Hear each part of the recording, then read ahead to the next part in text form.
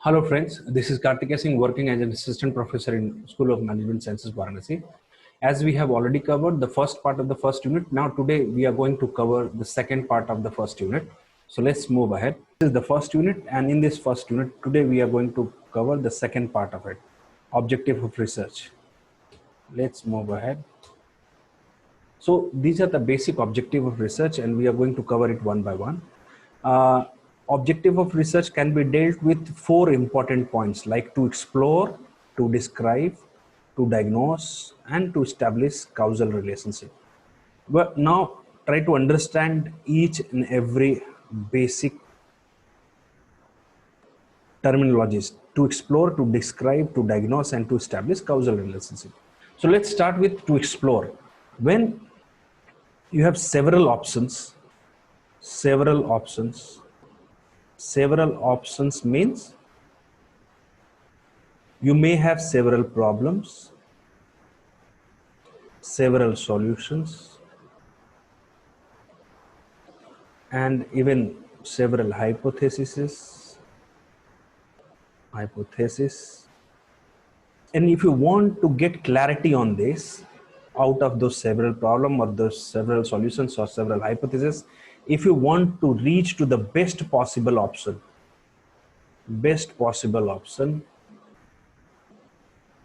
you are going to utilize this exploratory method. And that's why objective of research, objective of research is to explore. Wherever research is there, they first try to explore things. When clarity is not there and when things are not defined properly, we usually try to explore things. And in this exploratory research, we usually try to reach to a particular problem, main problem. Out of several problems, we try to reach to a particular solution. Out of several available solutions, we try to reach to a particular hypothesis out of available several hypotheses.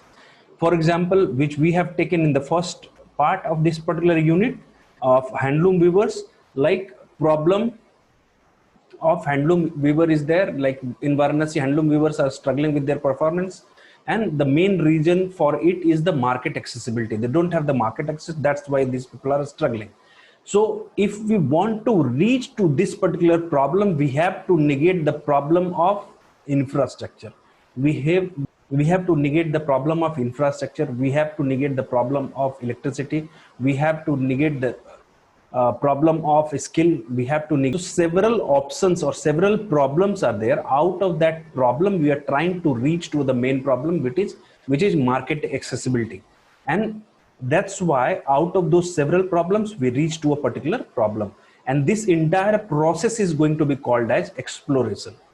Because in exploration, we try to reach to a particular main problem or main solution or main hypothesis, as the condition may be.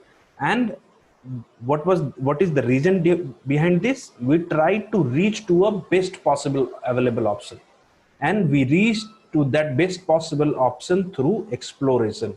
That's why the first objective of research is to explore. Then second thing is to describe. To describe means state of affairs, a state of affairs as it exists at present. A state of affairs as it exists at present means the way things are happening, we are expected to describe as it is. Suppose cricket match is going on. You are not expected to manipulate with the things. You are expected to elaborate things the way it is happening. So to describe, several processes are there. Event, people, process, event. So many options are there.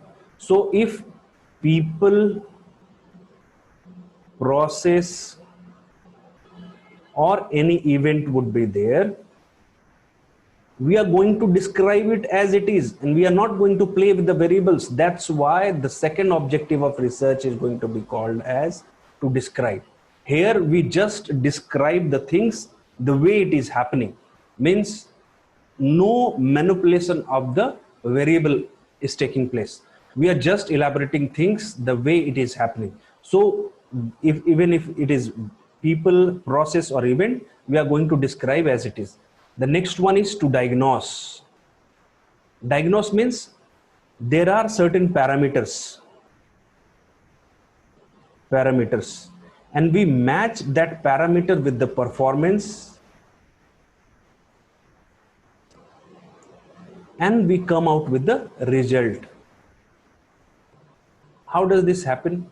Suppose our Indian economy is growing with a pace of 5% GDP growth, and the benchmark is 10%. If any country grows with more than 10%, that economy is considered as it is growing with a good pace.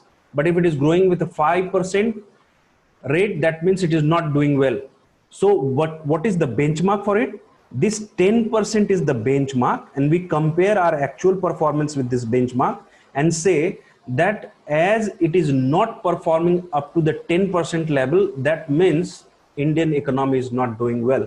So this is the reason due to which we usually say it as diagnose. For example, if you are suffering from fever, you always say that temperature is more than 98 degree, because 98 degree is your benchmark. 98 degree Fahrenheit is your benchmark. If your temperature is more than that, that means you are suffering from fever. For sugar, it is, if your sugar level is 110, then that means you are diagnosed as a sugar patient or diabetic. If your BP is more than 80, 120, that means you are going to be considered as a hypertensive person. These are the benchmarks, and on the basis of benchmark, we usually compare the performance and we come out of the result.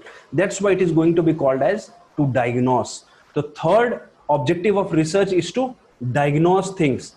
Several benchmarks are there, and through those benchmarks, we compare the performance, and on the basis of that performance, we tell that it is going to do well or it is going to do well or not.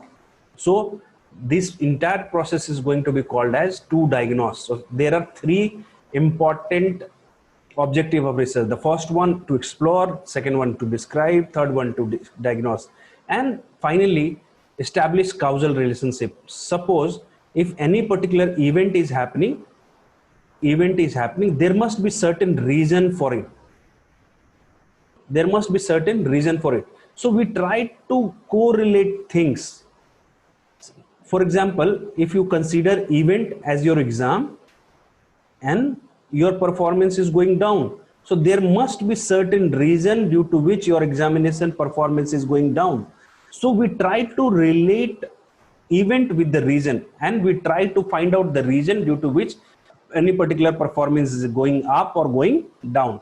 That's why we are saying that we are going to establish causal relationship. That means we are going to correlate event with the reason due to which that event is happening, and we try to build a relationship between that. So any of the event which is happening, in most of the cases in experimental research, whatever the basic reason is behind that, we try to establish it. You can understand with one more example, like you are going to give training to your sales force and your performance improves. That means you are going to give training to your workforce and your performance is improving. That means there is a relationship between the training and your performance. So this is the basic event, and this is the result due to which, and there is a relation between the training and the performance. So likewise, there are several events which is happening, and there must be certain reason to take place, or there must be certain reason to suffice that event or help that event to happen. So we usually try to establish these relationship through this. So this is the basic understanding of four basic objective of research. To explore, we try to reach to the best possible option. To describe, we are going to describe as it is, the way it is happening, we are going to describe as it is. To diagnose, we compare the performance with the benchmark, and then we come out with the solution. That means it is going to diagnose things. And causal relationship means we usually try to establish cause and effect relationship. and several options people have already discussed. So four basic objective of research is there: to explore, to describe, to diagnose, and to establish causal relationship. So this is it for the second part of your research methodology of first unit. In next lecture video, we are going to cover the third part of this. Thank you so much for watching.